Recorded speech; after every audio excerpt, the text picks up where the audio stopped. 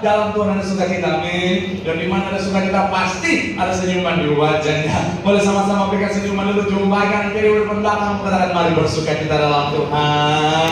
Senyumnya yang terbaik, saudara. Senyum awal bulan, haleluya. Memang kalau awal bulan senyumnya mantap, saudara. Puji Tuhan, haleluya, haleluya. Senang bisa jumpa dengan saudara, dan saya melihat semangat yang selalu luar biasa, kesetiaan yang selalu luar biasa di tempat ini. Saya mau bilang saudara, orang yang semangat setia cari Tuhan, janji Tuhan, hidupnya anak cucunya pasti diberkati Tuhan. Sekali lagi tepuk tangan yang paling meriah buat Tuhan. Sama-sama bilang sama saya, aku pasti diberkati Tuhan. Anak cucuku pasti diberkati Tuhan. Bilang kanan kiri, kamu juga pasti diberkati Tuhan. Bilang sama yang ngomong semangat. Sekali lagi tepuk tangan sorak-sorai yang paling meriah buat Tuhan. Haleluya. Yuk, langsung saudara yang bawa kitab, kita mau angkat Alkitab kita. Alkitab juga boleh, Alkitab juga boleh. Yang tak bawa kitab, angkat tangan juga boleh. Sama-sama dengan iman percaya kita, sama-sama kita katakan dalam nama Tuhan Yesus, aku percaya Alkitab ini adalah firman Tuhan. Setiap kata kalimatnya sanggup memberkati aku. Dan hari ini aku pasti diubahkan, aku pasti dipulihkan dalam nama Tuhan Yesus. Sama-sama kita katakan amin. Kita buka Yohanes 14 ayat yang ke-27. Jadi pembuka kita saudara dan pengantar pembahasan kita hari ini, Yohanes pasal ke-14 ayatnya yang ke-27. Yang sudah di sana boleh bilang aku diberkati. Sama-sama kita baca. 3. Ya, damai sejahtera aku tinggalkan bagimu, damai sejahtera aku berikan kepadamu. Aku tidak apa? Janganlah dan janganlah. Sekali lagi saudara, 3. Ya. Kenapa suaranya kayak suara akhir bulan, saudara? Gitu. 3. Ya, damai sejahtera aku berikan. Aku tidak memberikannya kepada kamu seperti apa? Janganlah hatimu gelisah dan janganlah apa? Sama-sama bilang sama saya, janganlah takut.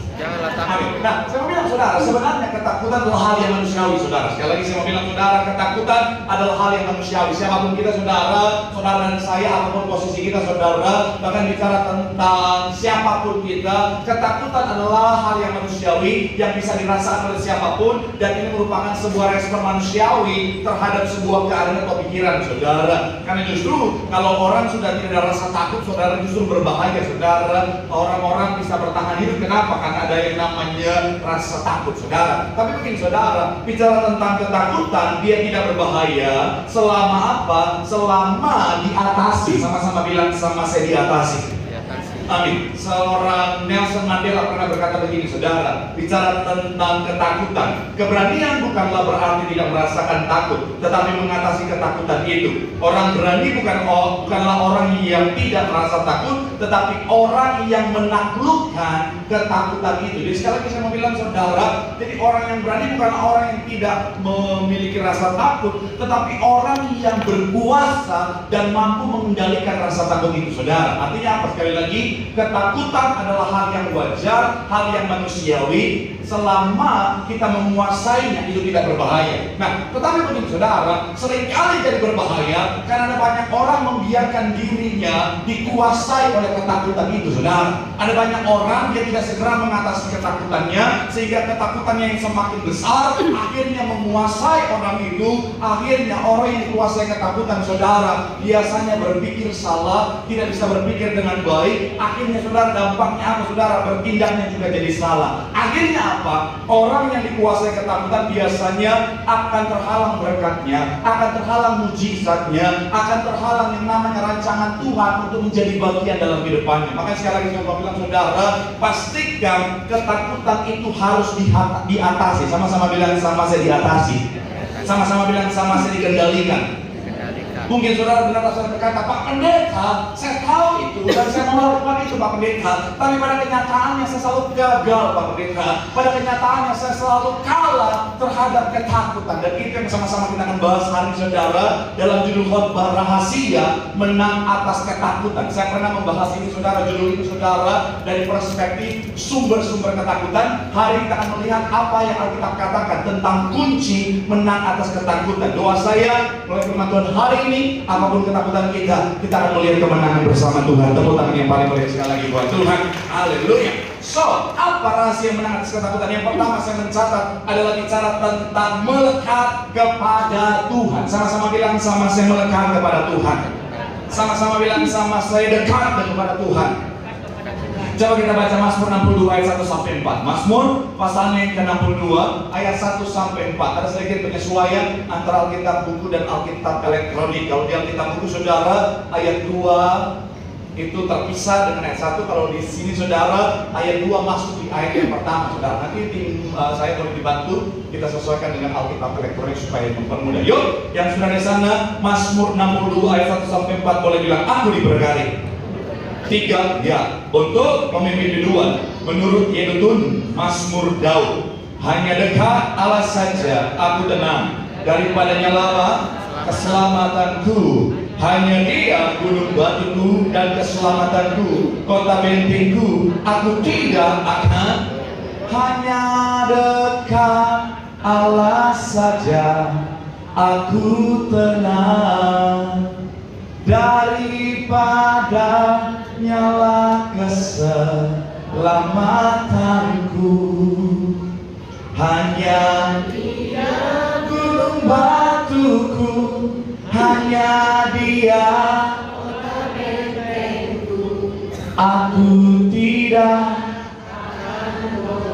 selama-lama. Kita berikan tepuk tangan yang paling meriah buat Tuhan. Haleluya. Memang Al Sutra itu memang suka bernyanyi saudara, puji Tuhan ya. Iya. Saya belum kepikiran saudara. Tadi BCP udah ada. B dari BCP bernyanyi saudara. C-nya suka pujian.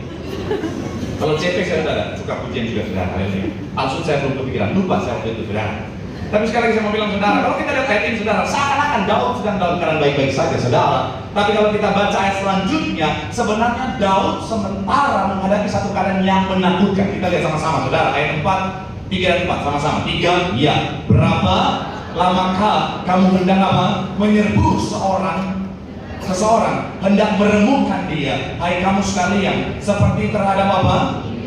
Terhadap tembok yang hendak roboh. Ayat 4, mereka hanya bermaksud menghempaskan dia dari kedudukannya yang tinggi. Mereka suka kepada dusta, dengan mulutnya mereka memberkati, tetapi dalam hatinya mereka apa?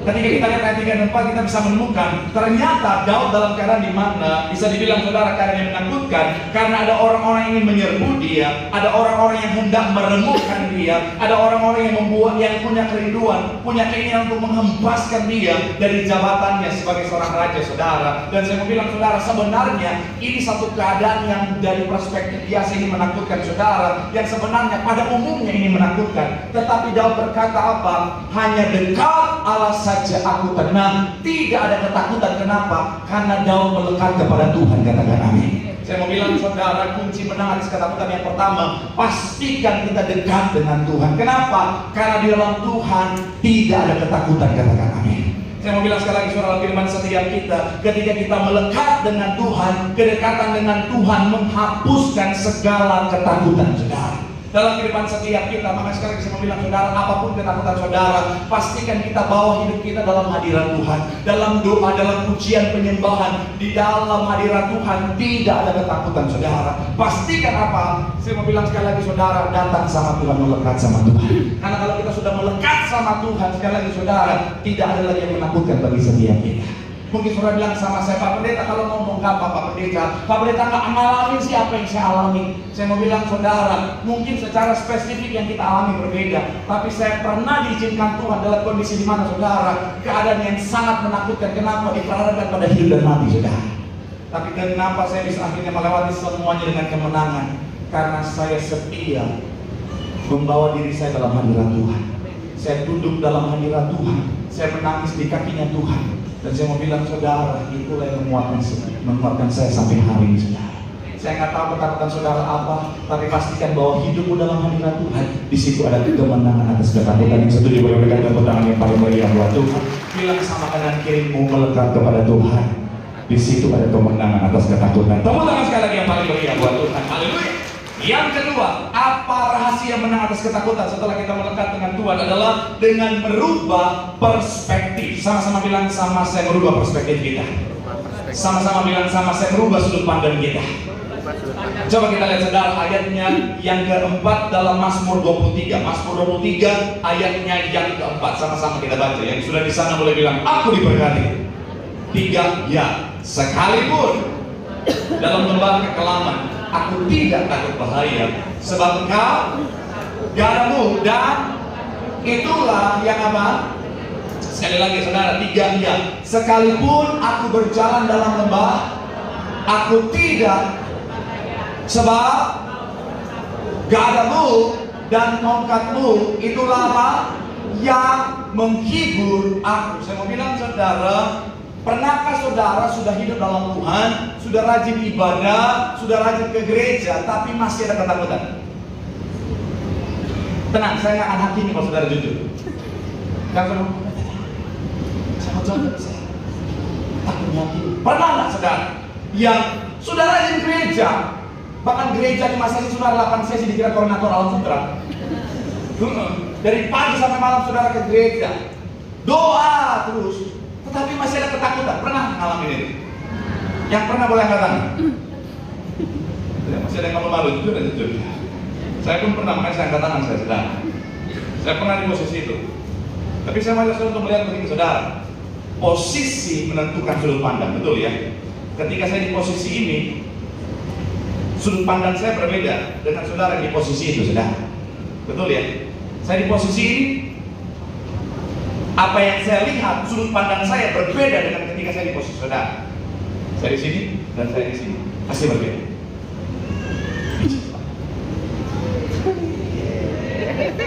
Betul ya?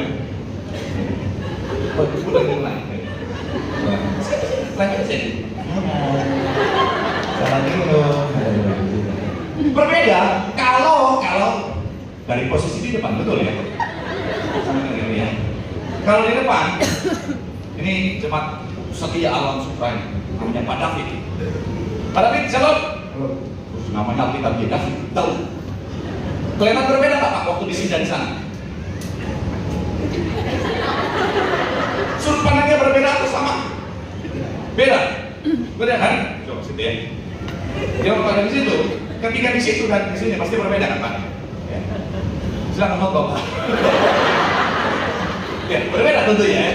Oke, terima kasih Pak. Ya, saya lagi. Terima kasih. Oke, siap, terima kasih. Nah, saya mau saya untuk melihat begini saudara. Perbedaan posisi menentukan perspektif, betul ya?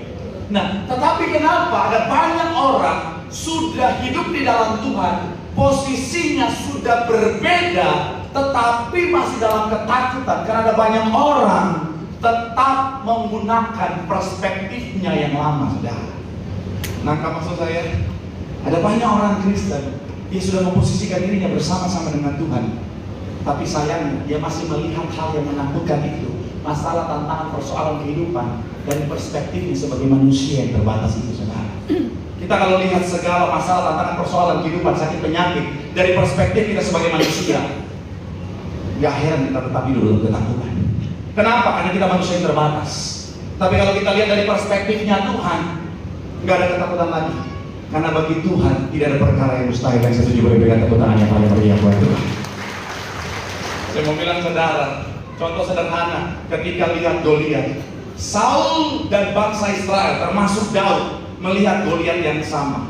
Tapi kenapa Daud punya keberanian, nggak ada ketakutan, sedangkan Saul dan bangsa Israel yang lain ketakutan? Karena mereka masih melihat dari perspektif mereka sebagai manusia yang terbatas, saudara. Tetapi Daud, dia nggak lihat Goliat dari perspektifnya sebagai manusia yang terbatas. Dia lihat dari perspektif Allah yang luar biasa. Makanya dia berkata, aku mendatangi kau dengan nama Allah semesta alam. Saya mau bilang saudara, akhirnya perspektif yang benar membuat seorang Daud tidak ada ketakutan. Kenapa? Karena dia tahu Tuhan yang besar membawa kemenangan bagi dia. Tepuk tangan yang paling yang buat Tuhan. Saya nggak tahu masalah apa yang sementara menakutkan saudara, tantangan apa yang menakutkan buat saudara. Tapi saya mau bilang saudara, rubah perspektifmu saudara. Selama kau masih melihat masalahmu dari perspektifmu sebagai manusia, semua itu akan tetap menakutkan. Sakit penyakit itu akan tetap menakutkan. Hutang-hutang itu akan tetap menakutkan. Masalah rumah tangga itu akan tetap menakutkan. Rancangan orang jahat itu akan tetap menakutkan. Tapi kalau kau lihat dari perspektif Tuhan yang hebat, ketika menghadapi sakit penyakit, tidak ada ketakutan, karena Tuhan kita sanggup lakukan mujizat. Ketika kita melihat dari perspektif Tuhan kita yang besar, rancangan orang jahat sanggup Tuhan ubah menjadi rancangan berkat. Ketika kita melihat dari perspektif Tuhan kita yang besar, yang mustahil sanggup Tuhan buat jadi mungkin. Yang setuju boleh berikan tepuk tangan yang paling bagi yang Tuhan. Saudara ingat perjalanan gereja ini, saudara? Gembala sidang kita bersama Ibu Gembala, Bapak Ibu Gembala, kita menghadapi banyak tantangan, saudara. Tapi kenapa mereka nggak takut, saudara? Karena mereka selalu melihat dari perspektif Tuhan yang besar. Ingat kesaksian Bapak Gembala sidang kita, beliau bilang apa? Ada orang-orang yang jahat mau sikat saya, ada banyak orang yang jahat mau hancurkan gereja. Tapi saya percaya, saya pilihan Tuhan, Tuhan pasti bela saya. Wah, saya mau bilang saudara, perspektif yang benar akan membuat setiap kita tidak akan dikalahkan oleh ketakutan, karena kita tahu bahwa bersama Tuhan kita pasti lihat kemenangan. Tepuk tangan yang paling meriah buat kita. Bilang sama kanan kirimu, miliki perspektif yang benar. Lihat semuanya dari perspektifnya Tuhan, kita pasti lihat kemenangan. Tepuk tangan sekali lagi yang paling meriah buat Tuhan. Yang terakhir, maksud saya lebih ke depan. Yang terakhir, yang ketiga, saya minta tanya saudara, apa rahasia menang atas ketakutan? Yang ketiga adalah hadapi ketakutan itu. Sama-sama bilang, sama saya menghadapi. Sama-sama bilang, sama saya hadapi ketakutan. Kita lihat Yakobus 4 ayat 7. Yakobus pasal yang keempat ayat yang ke-7, sama-sama ini. Sudah di sana boleh bilang, aku diberkati Tuhan.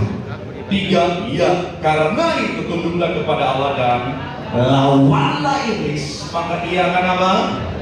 Sekali lagi saudara, 3, iya, karena itu tunduklah kepada Allah dan lawanlah iblis, maka ia akan lari dari padamu. Fobia adalah ketakutan yang berlebihan terhadap objek, situasi, atau aktivitas tertentu. Sekali lagi, fobia adalah kondisi ketika seseorang mengalami ketakutan yang luar biasa, saudara, terhadap situasi, objek, atau aktivitas tertentu. Dan ada beberapa jurnal yang mencatat tentang fobia ini, saudara, dan mereka menemukan bahwa cara terbaik untuk mengatasi fobia adalah dengan menghadapinya. Kalau saudara ada fobia, cara yang terbaik ternyata adalah apa? Enggak lain bukan selain apa? Menghadapi ketakutan itu, saudara. Dan saya mau bilang saudara, begitu pun dalam kehidupan sehari-hari kita, kita sudah melekatkan diri kita kepada Tuhan. Kita sudah melihat masalah, tantangan, persoalan, sakit, penyakit yang menakutkan itu dari perspektifnya Tuhan. Langkah terakhir yang harus kita lakukan adalah hadapi ketakutan itu, saudara. Karena saya mau bilang, selama kita gak hadapi, seringkali semuanya akan tetap nampak menakutkan, saudara. Ya. Makanya kalau saudara ingat, ketika Daud dihadapkan pada keadaan yang menakutkan, kita lihat 2 Samuel pasal yang ke-5 ayat 17 sampai 20, ayat terakhir kita, saudara. 2 Samuel pasal yang ke-5 ayat 17 sampai ayat yang ke-20. Ini belum ada di PPT karena baru saya munculkan sekarang. 3, ya, ketika bahwa Daud tadi kami menjadi raja atas Israel, maka majulah semua orang Filistin untuk menangkap Daud. Tetapi Daud mendengar hal itu, lalu dia pergi ke gubuk, tahan sampai di sana. Yang paling menakutkan untuk seorang raja adalah ketika kerajaannya diserang. Apalagi untuk seorang raja yang baru saja diangkat, diserang, itu sangat menakutkan, saudara. Apalagi yang menyerang orang Filistin. Orang Filistin, kalau saudara pelajari Alkitab, adalah bangsa yang suka berperang, bangsa yang apa ya, passionnya berperang. Jadi kalau manusia umumnya dari debu dan tanah, mereka dari tanah sengketa, saudara. Ayatnya. Tapi kalau bangsa Palestina yang sekarang bukan, kalau kita pelajari Alkitab, bukan bangsa Filistin yang ada di sini, saudara. Karena sudah musnah bangsa Filistin. Ketika orang Filistin itu datang dan mengejar di lembah Refai, ayat 19, bertanyalah Daud kepada Tuhan, apakah aku harus apa? Akankah kau serahkan mereka ke dalam tanganku? Tuhan menjawab, Daud, majulah, sebab aku pasti akan menyerahkan orang Filistin itu ke dalam tangan. Ayat yang ke-20 dikatakan apa? Lalu datanglah Daud di Baal Perasim dan memukul mereka kalah di sana. Berkatalah ia, Tuhan telah menerobos musuhku di depan seperti air menerobos. Sebab itu orang menamakan tempat itu apa? Sekali lagi, ketakutan terbesar seorang raja adalah ketika kerajaannya diserang. Apalagi untuk raja yang baru saja diangkat. Tapi kalau saudara perhatikan, yang Tuhan perintahkan kepada Daud adalah hadapi hal yang tampak menakutkan itu, saudara. Saya mau bilang saudara, firman setiap kita, apapun ketakutan kita, kuncinya hadapi ketakutan itu, saudara. Karena kalau kita tidak hadapi, seringkali semuanya akan terus tampak menakutkan, saudara. Saya waktu awal-awal pelayanan saudara, bisa dipungkiri saudara, khotbah di depan banyak orang itu sangat menakutkan, saudara. Kalau saudara baca survei, ketakutan nomor 1 manusia modern hari-hari, saudara, bukan kematian. Boleh menunjukkan, ternyata ketakutan tertinggi nomor 1 berbicara di depan umum. Baru ketinggian, serangan dan hama, masalah keuangan, air yang dalam, kematian gak ada. Saya mau bilang saudara, berbicara depan umum itu ketakutan pertama. Dan ternyata gambar selanjutnya, 74% orang dewasa mengalami speech anxiety, kecemasan dalam berbicara di depan umum, saudara. Nah, saya waktu itu saudara sama. Saya nggak tiba-tiba lahir nggak tahu malu, enggak. Betul, percaya saya dulu pemalu. Saya pernah waktu SMP disuruh lomba baca Mazmur, itu gemeter. Mazmur 20. Apalagi ketika saya waktu pertama kali khotbah, itu gara-gara pendeta senior nggak datang, terlambat. Waktu itu di Manado, KKR Bapak di Manado, pendeta senior terlambat. Bapak sudah mau datang, mau perjamuan. Ditanya siapa yang ada di sana, nggak ada yang bisa khotbah. Tim pendeta, tim Bapak Gembala dari Jakarta cuma saya. Ditanya siapa yang di sana, cuma Marcel. Marcel bisa khotbah. Kita dibiasakan untuk selalu jawab siap. Kalau saya bilang, saya nggak bilang bisa, saya bilang siap. Sebenarnya di balik sebelum kata siap itu ada kata tidak. Tidak siap. Cuman kan kata tidaknya berlalu. Cuman karena Bapak udah bilang, ya udah, Marcel buat Pak. Darah Yesus. KKR Bapak di daerah. Oh Tuhan, itu jemaah satu berjuang itu kayak salvi full sampai ke tiang-tiang, speaker-speaker ada orang di sana. Menakutkan, sangat menakutkan. Ketika saya masuk, darah Yesus, banyak orang saya balik lagi. Saya doa lagi, berduduk lagi. Saya keluar lagi, darah Yesus, masih banyak orang saya balik lagi. Urapi alam nama Yesus. Saya keluar masih ada betul. Saya urapi lagi alam nama Yesus. Sampai satu botol masih kurang lagi. Itu baru namanya secara harfiah penuh urapan, sudah berminyak. Tapi ketika saya khotbah, ternyata nggak semenakutkan itu, sudah. Apalagi ketika lihat jemaat itu mulai ketawa, ternyata nggak semenakutkan itu. Kenapa? Karena sudah menghadapi. Waktu saya diminta untuk khotbah di Sarbini juga sama. Dari pembicara daerah, khotbah di Balai Sarbini, Bapak duduk di pojok nontonin. Menakutkan buat banyak orang. Itu saya terus berdoa terus, urapi, minta pengurapan terus. Balai Sarbini sudah, saya maju. Banyak orang lagi saya balik lagi doa. Sama saya pulang balik berlutut berkali-kali sudah. Pas maju gemeter. Akhirnya apa saudara? Perintah lain nunduk berdoa, saya tiarap di mimbar. Karena menakutkan.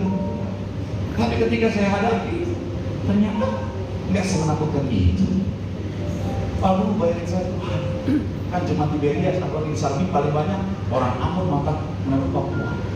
Yang kalau lihat pendeta, apalagi pendeta tampang boyband, matanya gede banget. Siapa pula di pendeta? Tapi enak nampak wajah. Kuretak kan jalan. Tapi semenakutkan ini. Kenapa? Karena sudah dihadapi saudara. Saya nggak tahu ketakutan saudara apa, tapi pesan saya firman Tuhan hari bilang apa? Hadapi. Satu quote sebelum saya tutup khotbah saya saudara, dikatakan begini. Ralph Waldo Emerson, apa yang ada di belakang kita dan apa yang ada di depan kita adalah hal-hal kecil dibandingkan dengan apa yang ada di dalam diri kita. Kalau saya bisa sederhanakan begini saudara, ketakutan karena masa lalu ataupun ketakutan akan masa depan adalah hal yang kecil dibandingkan Tuhan yang besar di dalam setiap kita. Saya mau bilang saudara, apapun ketakutan, hadapi, karena ada Tuhan yang besar dalam kita. Bersama Tuhan kita pasti meraih kemenangan. Sekali lagi tepuk tangan yang paling meriah buat Tuhan. Bilang sama kanan kirimu, hadapi. Ada Tuhan di dalam kita. Kita pasti menang menghadapi segala ketakutan. Sekali lagi tepuk tangan yang paling meriah. Yang diberikan kepada lambaikan tanganmu. Tepuk tangan suara-suara yang paling meriah buat Tuhan. Ku tidak